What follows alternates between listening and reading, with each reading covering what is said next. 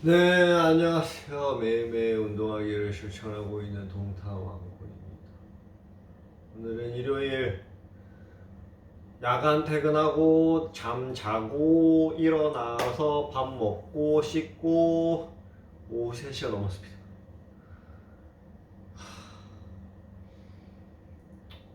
와, 저 야간 근무는 이렇게 일주일 내내 하는 거랑 딱 하루 잠깐 하는 거랑 너무 힘듭니다.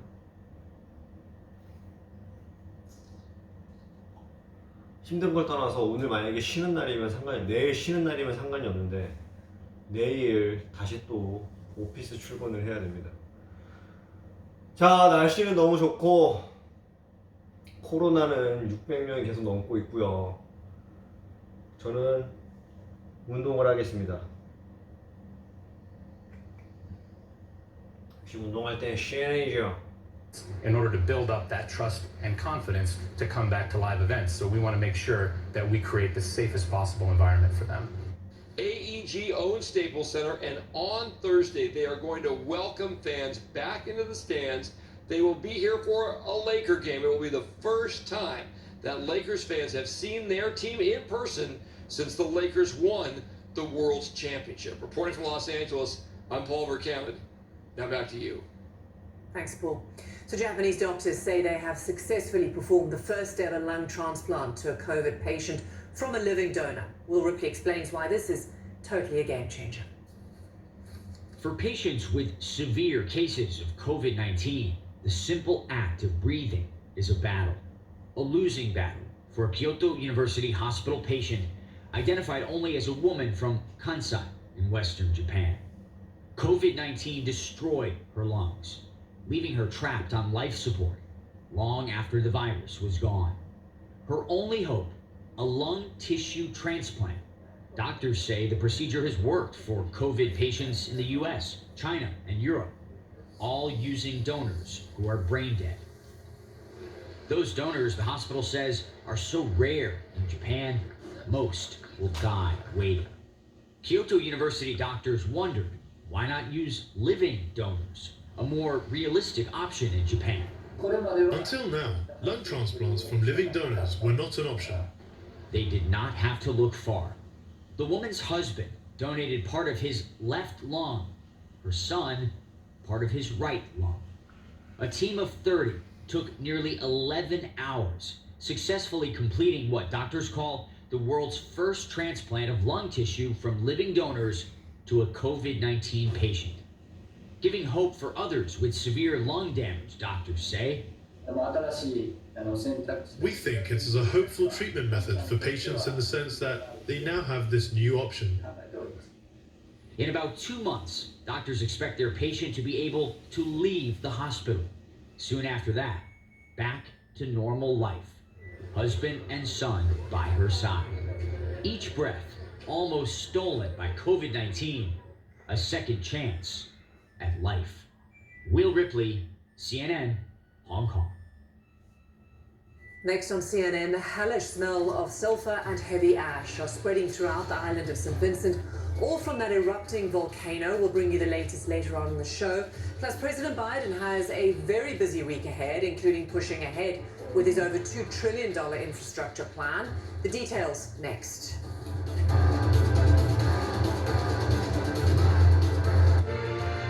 This is the 100 Club, our look at companies that are 100 years old or older. The beginnings of one of the world's most famous zoos was an unconventional one linked to a major world event, the completion of the Panama Canal. In 1915, the Panama-California Exposition was held in San Diego. When that exposition was done, a lot of the exhibitors pulled out and left. The animals that were left behind became the very first animals that were part of the San Diego Zoo. According to the zoo, one sound started it all. We had a local surgeon here named Dr. Harry Wegeforth. As he was driving back from one of his appointments, so we are told, that he heard some lions roaring. He turned to his brother, was in the car with him, and said, "Well, I think it'd be splendid if we started a zoo here in San Diego." And in October of 1916, Dr. Wegeforth's dreams were realized. Today, the company runs an annual budget of more than $300 million.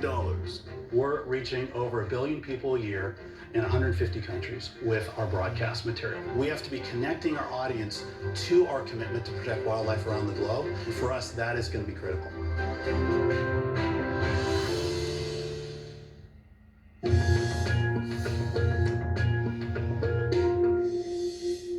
I'm over Mars at the moment. It's been quite a remarkable journey of over 6 years now of working on this mission.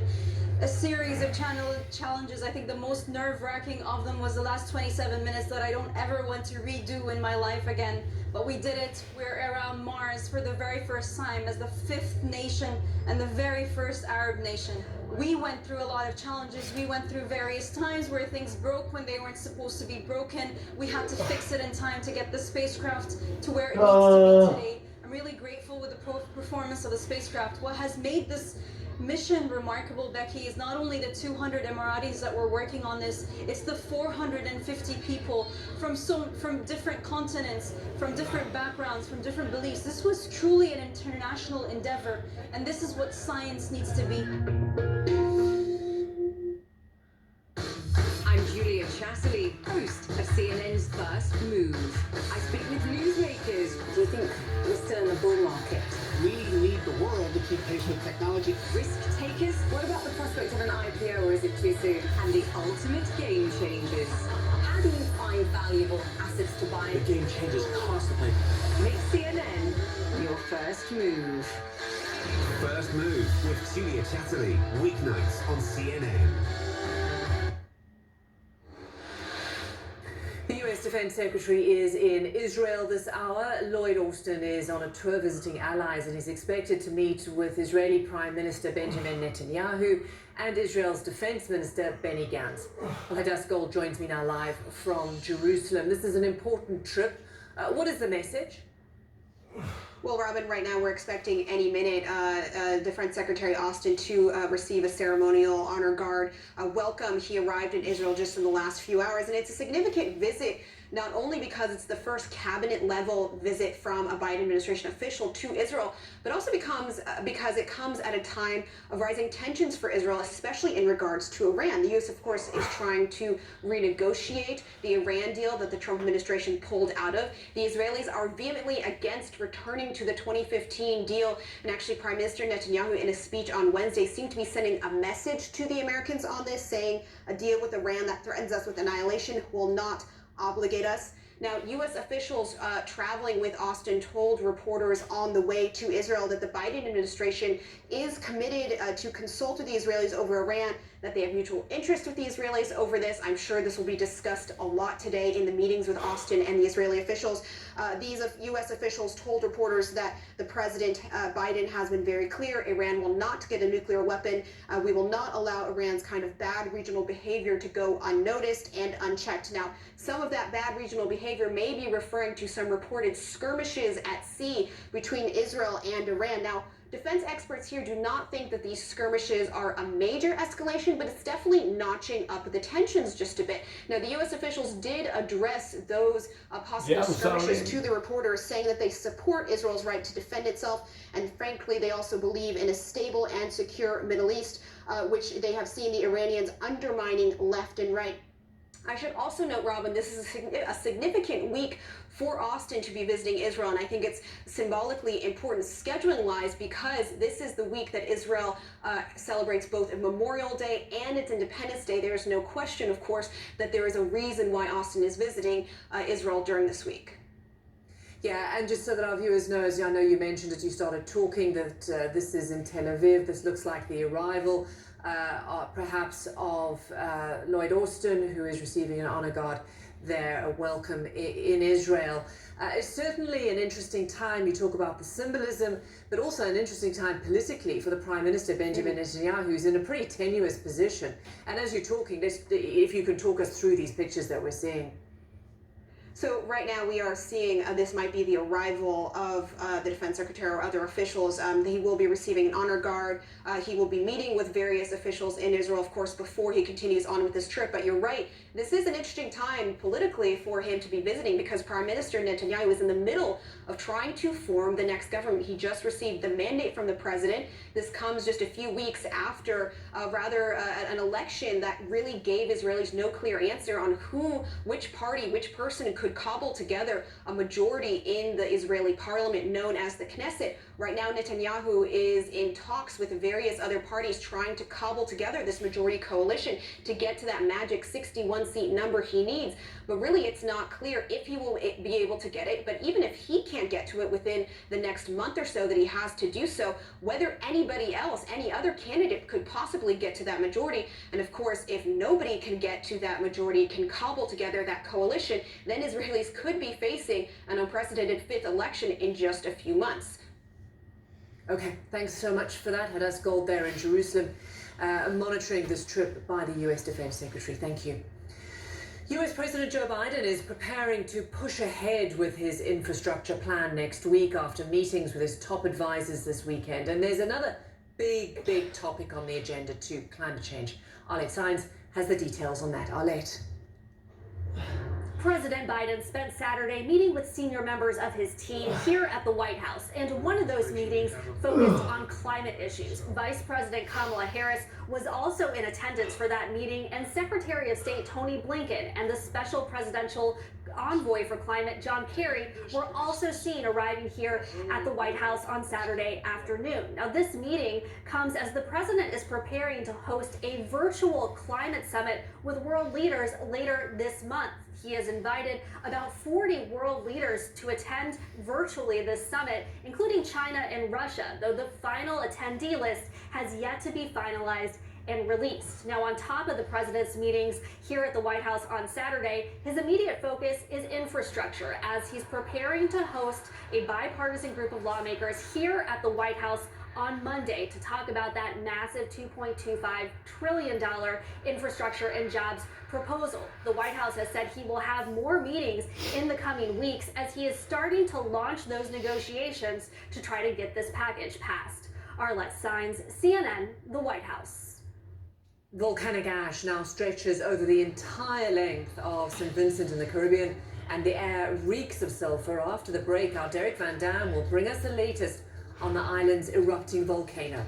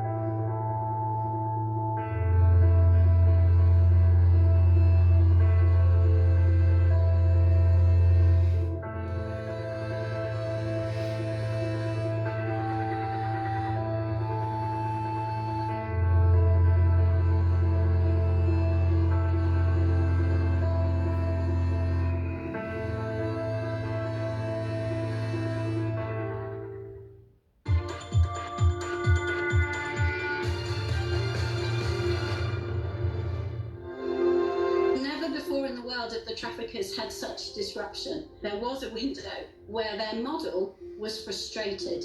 So I think we are on a massive moment of opportunity that we can't miss. Stop the Traffic is a global organisation that fights to prevent human trafficking, founded in 2005. It was probably 10 years ago where CNN came and filmed Stop the Traffic when we launched the chocolate campaign.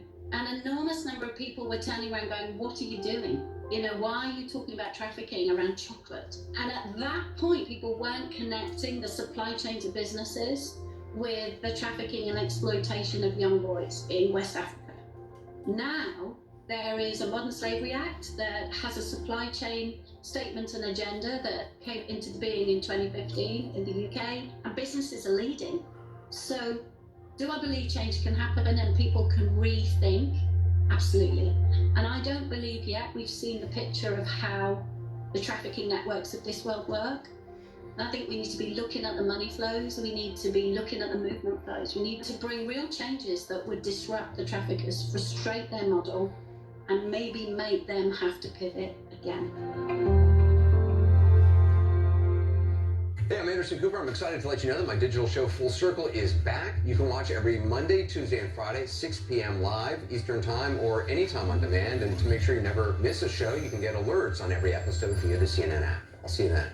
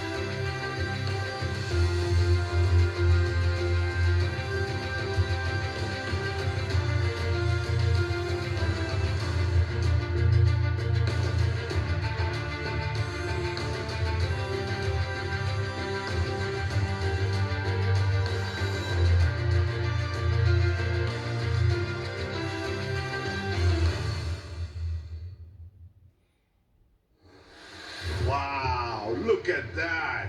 Look at that. Wow, indeed. Anchor Singh caught this incredible view of a waterspout near Panama City Beach on Florida on Saturday. The huge funnel cloud was swirling over the Gulf of Mexico, as you can see here. Singh tweeted it was, quote, a fierce tornado, glad we are heading back now.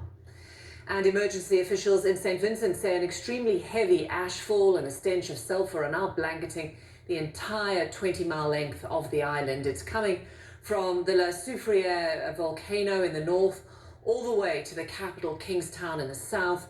Officials say the volcano erupted at least 3 times on Friday and it could keep on erupting for weeks. So let's go to Derek Van Dam. Derek is monitoring all of this. This is quite devastating, the impact of this ash, isn't it? Yeah, it is. And we're starting to get some social media interaction talking about how there is a complete island-wide power outage that has occurred about 1 a.m. this morning local time. And that coincides with what I believe to be one of the most violent explosive eruptions that has occurred so far with this recent volcano. And the reason I say that is because I've been monitoring this latest satellite imagery. You can see almost this billowing cloud of smoke from the island of St. Vincent, but it's the second one, the most recent one within the past 3 hours that I'm quite concerned about, because you can see how intense it actually was, and there's almost that circular ring of cloud that explains to me as a meteorologist that this was a very aggressive and explosive eruption that has just recently occurred.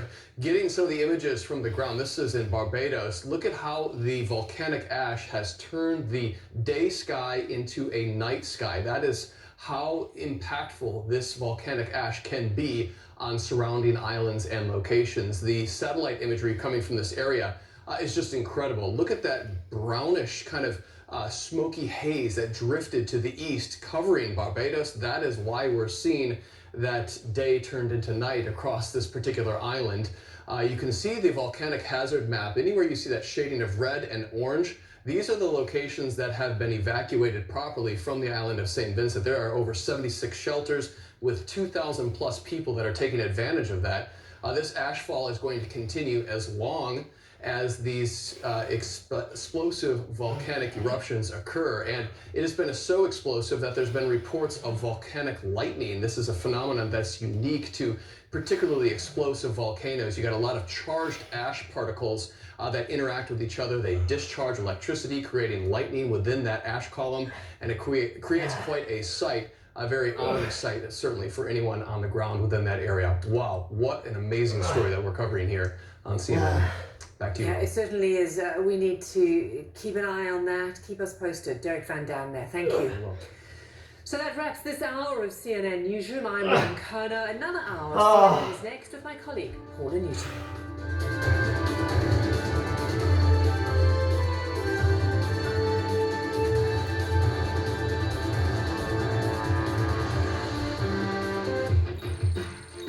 businesses are transforming, preparing for a future where innovation will change the way we live and work. It's going to be, and it is, the most significant development in photovoltaics in 65 years. It is an essential building block in providing clean and affordable drinking water. Explore the future of business. Go to cnn.com/businessevolved in association with Vodafone Business.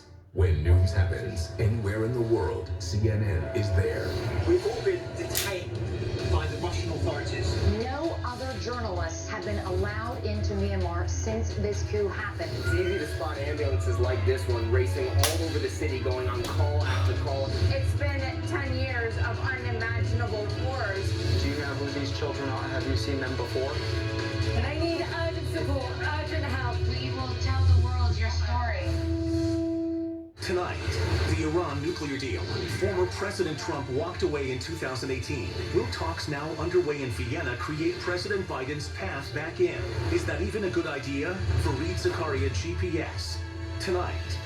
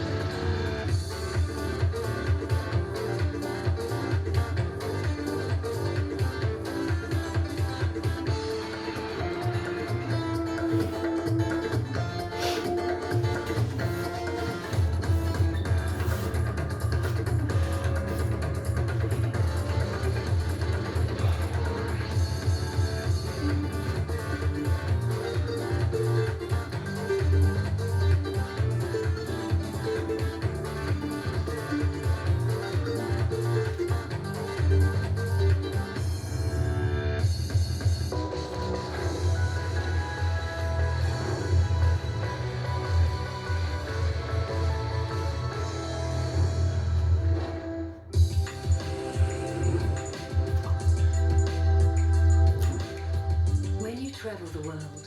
Make sure the world travels with you.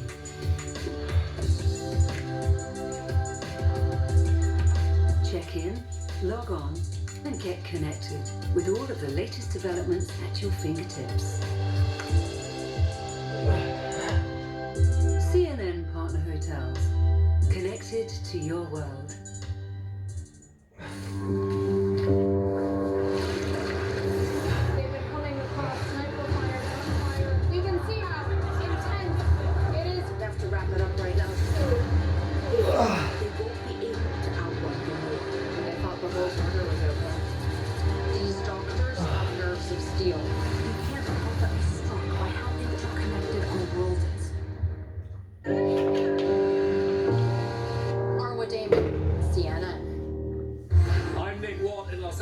And this is CNN.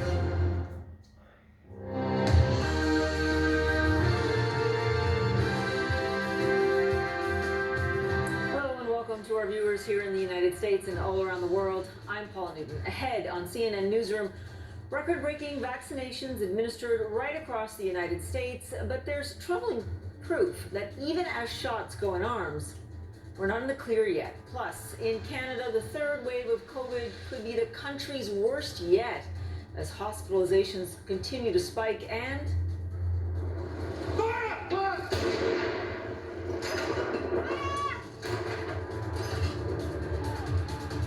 As many around the world praise the late Prince Philip, we're learning details on how his funeral will be scaled back because of the pandemic. We're live in Windsor with the latest.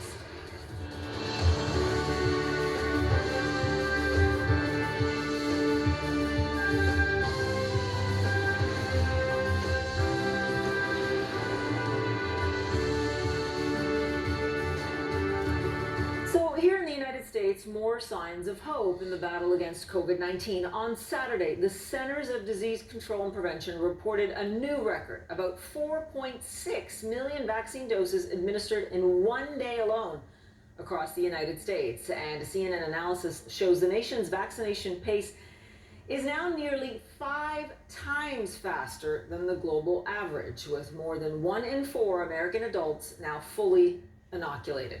But experts warn the U.S. should not let down its guard. Nationally, case numbers and hospitalizations rose last week compared with the previous 7-day period. And Michigan's alarming spike in cases has Governor Gretchen Whitmer pleading for more vaccines to be rushed there immediately. On Saturday alone, the state reported nearly 7,000 new cases just in the state of Michigan. And as hospitalizations increase, some health providers in Michigan are delaying non-emergency procedures on a case-by-case basis. Hospital officials call it a last resort. CNN's Evan McMorris-Santoro has more on America's fight against the virus. The second we let our guard down, it comes roaring back. As COVID-19 cases soar to alarming levels in Michigan, a warning. We're on track to potentially see a surge in cases that's even greater than the one we saw in the fall. The state's positivity rate is up to 18%, and hospitalizations are climbing. Governor Gretchen Whitmer is asking high schools to go remote, youth sports to pause, and encouraging citizens to skip indoor dining for the next 2 weeks. To be very clear, these are not orders, mandates, or requirements. A year in, we all know what works, and this has to be a team effort. We have to do this together. Vaccinations in the state continue, but not fast enough. The governor is pleading for more vaccines from the federal government, as the disruption of the supply of Johnson & Johnson vaccines continues to take a toll on the U.S. We really should be surging vaccines to states that are experiencing 오늘 여기까지 하겠습니다. The coordinator of the White House coronavirus response says the federal government will offer states with outbreaks additional testing and personnel, but as of now, will not increase the number of vaccines. The virus is unpredictable. We don't know where the next increase in cases could occur. We're not even halfway through our vaccination program, so now is not the time to change course on vaccine allocation.